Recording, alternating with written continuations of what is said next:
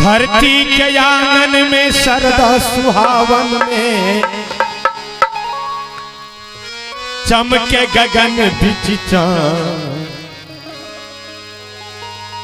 चमके गगन बिच चांद। देखू देखू ही मिथिला के धरती माँ, देखू देखू मिथिला के धरती माँ।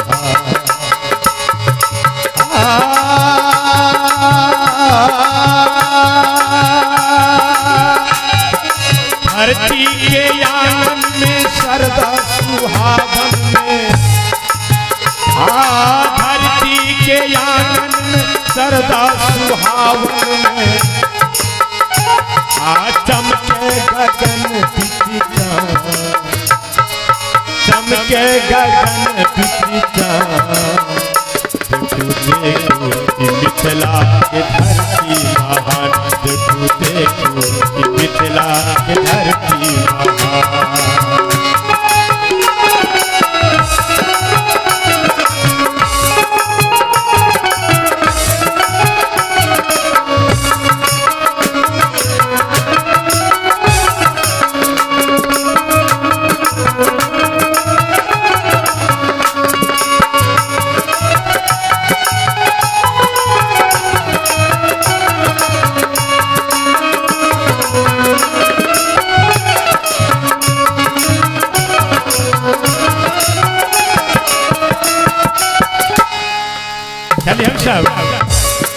ओस लागल बदर करी जार मास्टर ओसे के लगो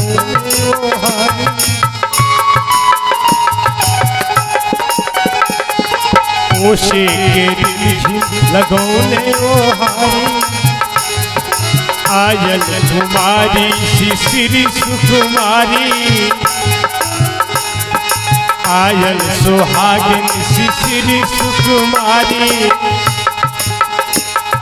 सब क्यों तिलक ले ले रजिया तोर भूले छी कवि लिखले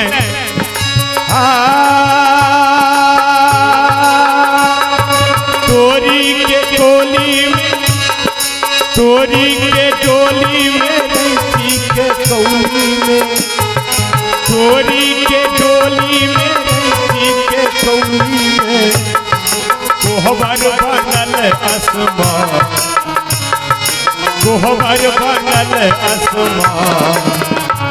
देखू देखू मिथिला के धरती महान, देखू देखू मिथिला के धरती महान।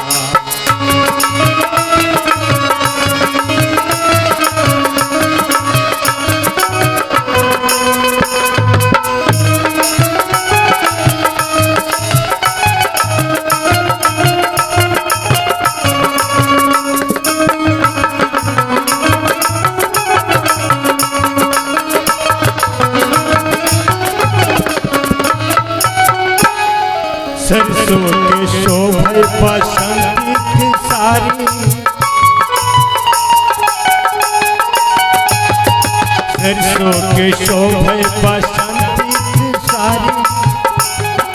तीसी के तई में लागल छै किनारी,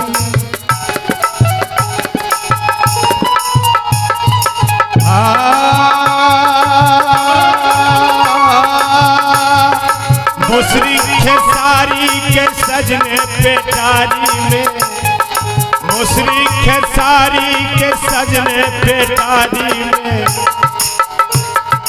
खोइछा भरल दूधी धान, खोइछा भरल दूधी धान।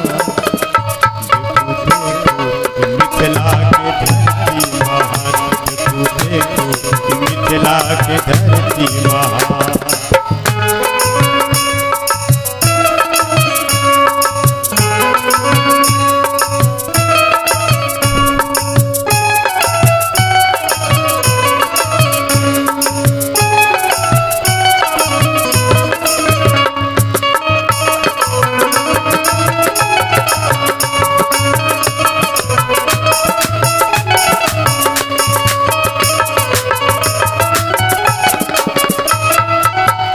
सबक दरवाजा पर रखन नार कुआरक ढेर जो किछ नहीं है पाहुन दूर सलाह नहीं हुए तो नार कुआर दो दियो वही पर सुतता आराम करता। वर्णन ज्ञान कवि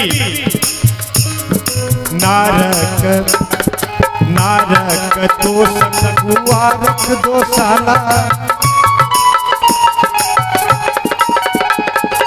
नारक तो कुआरक दो साला ओढ़े ओढ़ावे है मंदिर जुबाला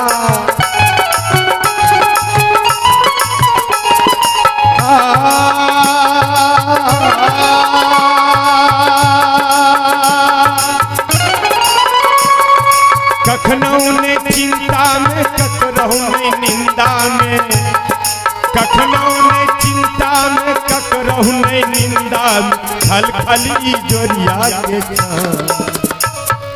खल खली जोरिया के मिथिला के धरती महान मिथिला के धरती महान।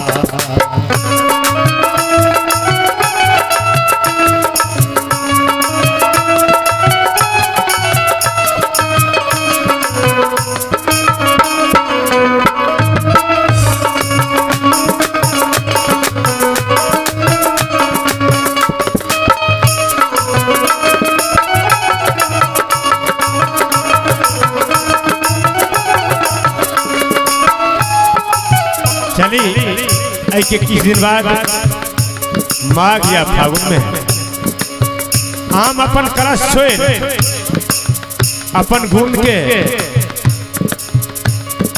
प्रखर विकास में आब जाए। चलिए हम सब किछ वर्णन करी किस लेके कोमल कले बड़ सुहावन किस लेके कोमल कले बड़ सुहावन महमा करे छै बसंत के आंगन महमा करे छै बसंत की आंगन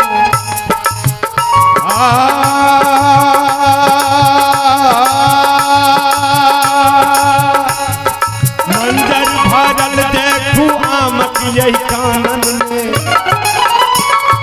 मंजर भरल देखू आमक यही कानन में पावन प्रदीप समा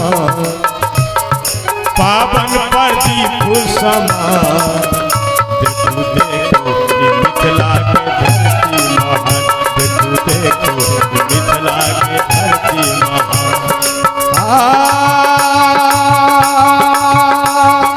धरती के आंगन में सरदा सुहावन धरती के आंगन में सरदा सुहावन चमके गगन बिछिया